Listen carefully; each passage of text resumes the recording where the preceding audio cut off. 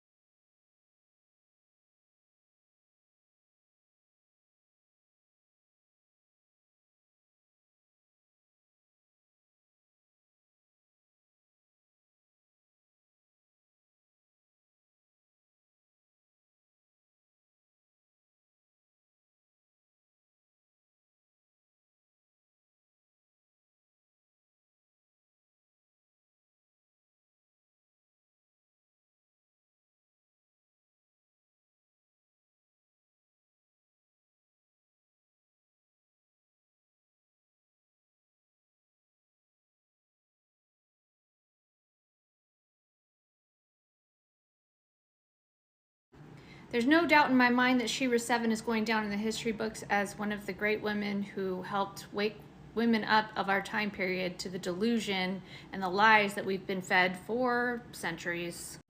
But as amazing as she is and how much she woke up women, I don't agree with everything she has to say. In fact, some of it I think is damaging to women of our time period. Many of us wish that Shira 7 was around 10, 20 years ago. But everything has changed since social media. Women can actually talk to each other and tell each other the truth. Back when women couldn't get bank accounts, and when women had to get married to survive, which wasn't that long ago, the 70s or 80s, Shira 7's game plan would have worked. She realized that men are very lustful and desire after a woman's body, and that's mainly what they're after in life. And so she uses that to her advantage. She flips the game back around on men. Because men tell us they want to love us and take care of us, and that's never been the truth. They've always just wanted access to our body. In fact, marriage is so that a man can have access to a woman's body. They want you sleeping right next to them. They want constant access to your body, and they don't want you to have a job where you're around other men. They want you in the house, married, taking their last name so that they can own you. Marriage never really made sense, but women just ate it all up because they wanted to be loved and show off their fancy ring and the title that they're married. But after a few years, after the desire and the sexual attraction wears off, these men can change. In fact, a lot changes as their finances change or as their looks and appearance change, because you're just something they use. And when they can't use you anymore, like a narcissist, they will discard you. But Shira 7 knows all of this. She knows that men are seeking all kinds of women. She knows that men will even cheat. And she's okay with it as long as she has her name on everything. Insurance plans, the house, to give him less of an opportunity to be willing to divorce her. And she's smart, and marriage does do that. It covers women somewhat. But a lot of women who do get divorced, most of the time, they can hardly get that alimony. She uses her sexual appeal and desirability to keep this man in her life and working for her entire life, which is also a good game plan if you're going to marry a man. Make sure he's constantly working for you. Where I disagree with her is the part where she says that you should live with a man or get married to one.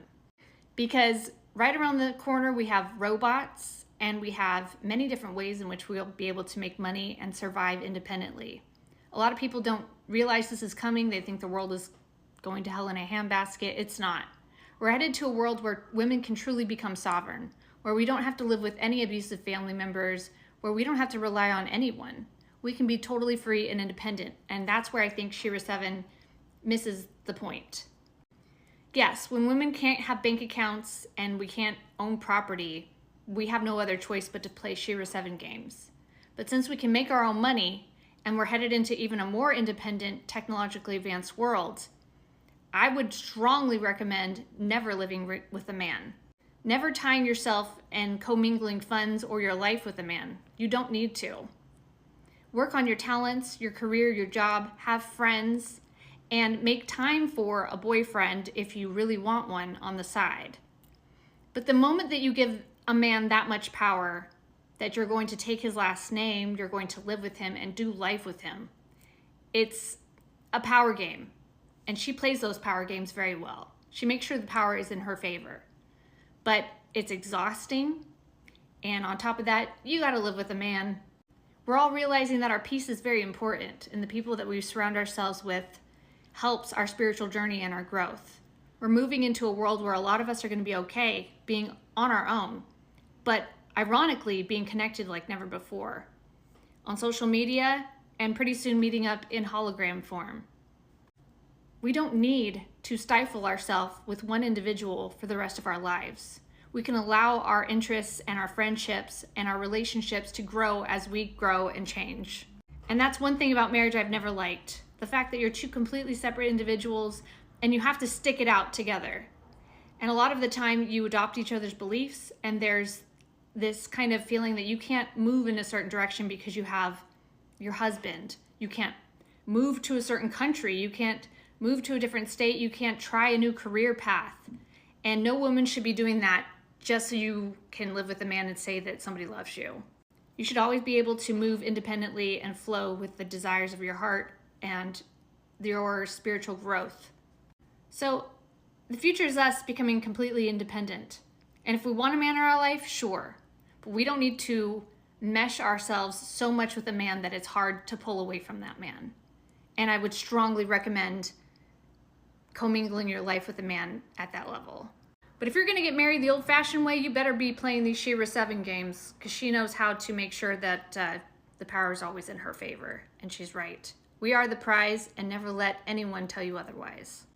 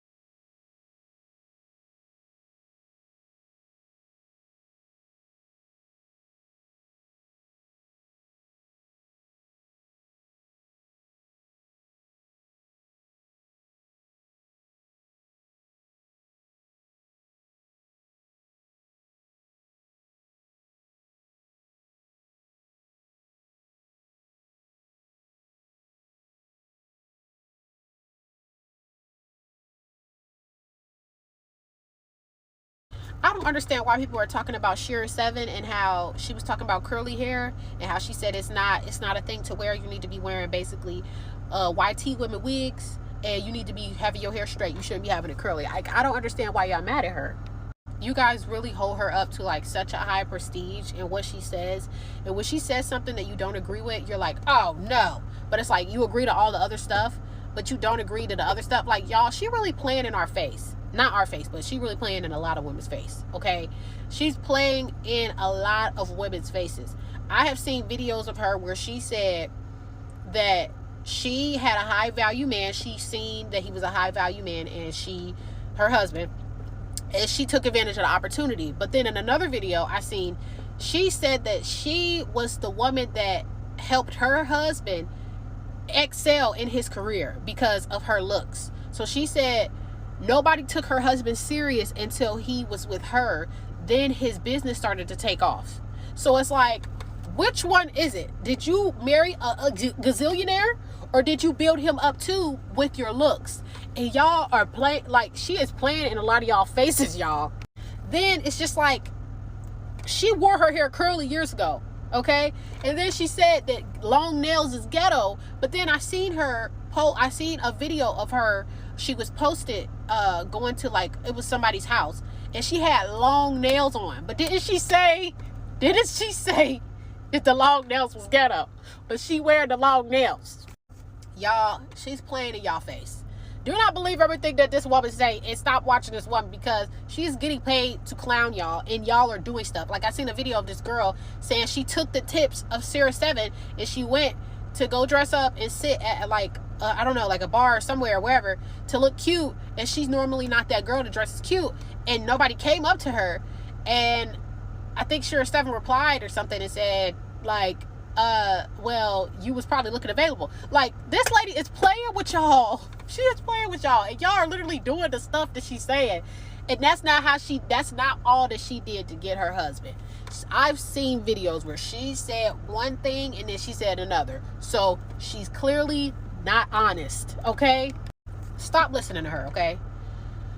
Beauty, you being cute, you acting feminine, that gets you a little bit somewhere, but it only gonna take you so far. Like, you really need Jesus in your life. Like, for real. Like, we need Jesus to help us, to lead us on our right path, because clearly Sheer 7 is telling y'all she went one path and she really went another way. And I've seen a lot of her videos go on my For You page, and I'm hearing stories, and then I'm seeing certain things.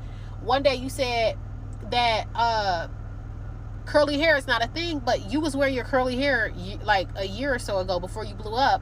And it's just like, okay, did you just now realize that? Or like what's really going on? And then she said wearing makeup, you should always wear makeup. But she has the older videos before she blew up of her not wearing makeup. She was never that girl that was fancy and cute. She was just wearing regular clothes, which is fine.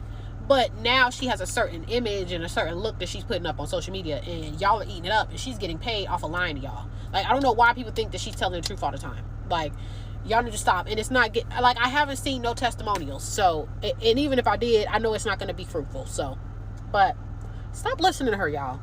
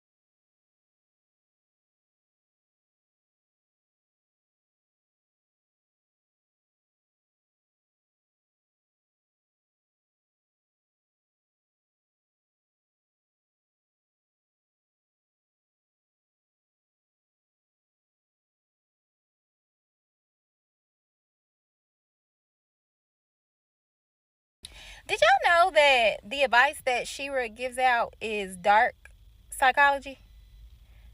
And I listen, if that's something that you into, that's what you into, by all means keep scrolling. You can continue to if that's what you into, if you into witchcraft, manifesting, and control, by all means. do what you do. I understand that not a lot of people even understand what witchcraft is. We think it's, you know, the little cute witches doing magic. I mean, there are forms of witchcraft that require people who do magic, right? But witchcraft is control. It is manipulation. It is dark, and it is not of God. So, of course, I'm speaking in relation to my faith and people who say they are God-fearing. What she is teaching is not of God. It is honestly about storing up riches on earth, which honestly truly is meaningless once you leave this earth. Absolutely meaningless. So if that's something you into, that's cool. But I just want, this is about understanding what you are selling, understanding what you are buying, understanding what you are listening to. Just because you've been consistently hurt, just because you've been in consistently disappointing relationships, that does not mean you need to change your approach and become a horrible person. That means you need to find some accountability in your relationships and how much you're giving of yourself, because all you're doing is giving more of yourself. You're giving more of your soul by changing who you are, lying about what you feel, lying about what you like, deciding to live a miserable life. I just saw a video where the lady was like, what if he stinks? What if he's ugly? What if I don't like him? All of these things. And again, this is why I thought it was satire, because I just didn't think that people was actually out here living like this. But people are honestly taking this advice as serious, and I'm telling you, you are going to go through life with voids that you have created, and you're going to wonder why you still feel empty. That's because when we do things that are more about manifesting a life that we want, not the life that is purposeful to us, right? We want to manifest a life that we think we want. And it is based off of wherever our heart posture is. So if I admire wealth, if I admire status, if I admire all of these things that are not in agreement with God and his principles, then what is it truly that I am admiring, and what is it truly that I am attracting? And I'm learning a lot about what voids are, the desires of your heart, the way that you seek out things that are of this world, and the way that you attach to them and gravitate towards them and put a lot of focus into them. Those are ways that the enemy is invited. And a lot of people don't even know what that means. You are inviting the enemy into your life. And you're trading who you are, your soul, your purpose. You're trading all of that for financial means. And by all means, again, if that's what you into, that's what you into. I just don't think that y'all understand what dark psychology is. It is absolutely a form of manipulation. You are controlling the outcome by changing what you're putting out. You're being very strategic about it, and that is sociopathic behavior. That's the scary thing. That is sociopathic behavior. You strategically manipulating, and we're teaching it and making it cute.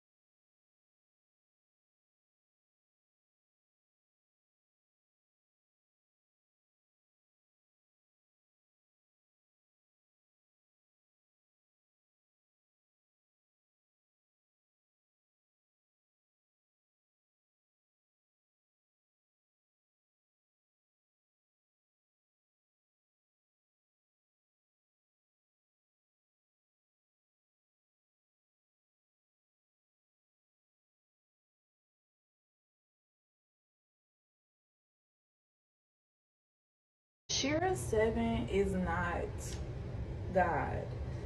She's not God. And I think a lot of y'all are forgetting that. I love Shira 7.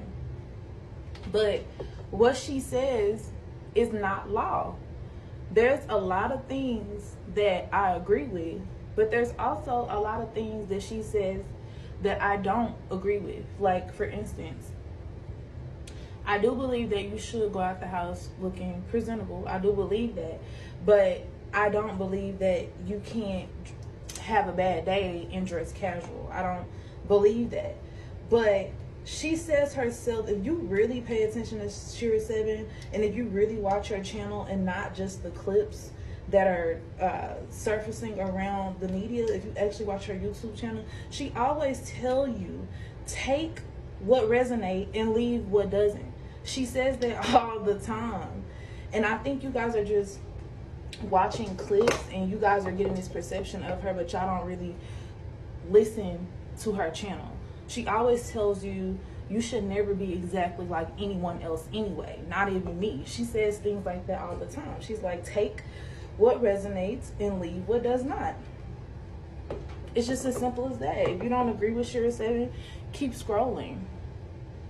It's really not that complicated.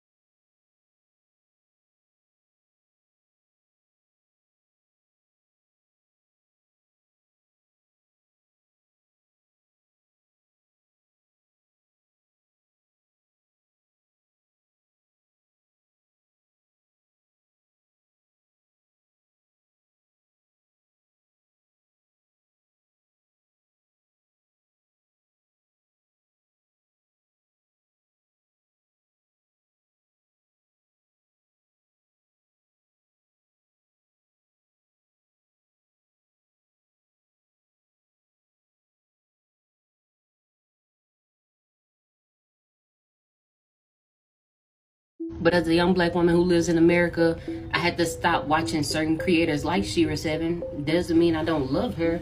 It's just like any other artist, right? I don't listen to everything Beyonce say, but that don't mean I don't like her music, right? I don't care too much about SZA and Nicki, but that don't mean I don't still fuck with their music and fuck with them type shit. But it's like, what they say doesn't rule my life, right? These people are not your gods. Everything they say shouldn't matter to you. A lot of girls period, but nevertheless black girls, because a lot of black girls listen to Shira, listen to everything Shira say, and most of them are literally ruling out black men because of stuff that Shira said, and it's other things too. But my whole point is, it's okay to listen to people, but still have your own mind, your own life. That's the whole point of your journey, your life. It's supposed to be something different, something eclectic. Only you can set that out for yourself. Nothing no one else can tell you can really make your life worth living other than you making it worth living. Because other than that, you're going to be, at the end of the day, you're going to look around like, what am I doing? Am I truly fulfilled?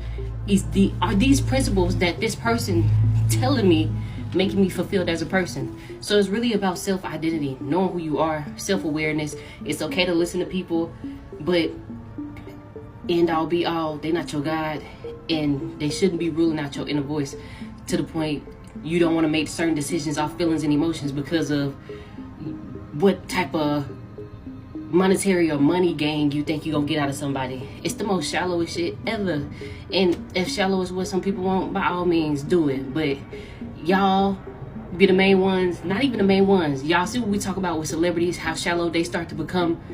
and how much people use money to start ruling them. Now, where is the room for God? Where's the room for your inner self to speak out? If you just letting money rule you, if you just letting something as shallow as like status and stuff rule you, where are you? Where does your soul get to fit in that? Our souls are too big, too complex, too multidimensional to be compressed in such ways of living, especially when it's not the true identity of how you really want to live. Yeah, but my nose get the itch as soon as I'm spitting that real shit. I just say stop listening to 100% of what people say. Even me, I'm not your God either. I'm right. You should be ruled by God and yourself, straight like that.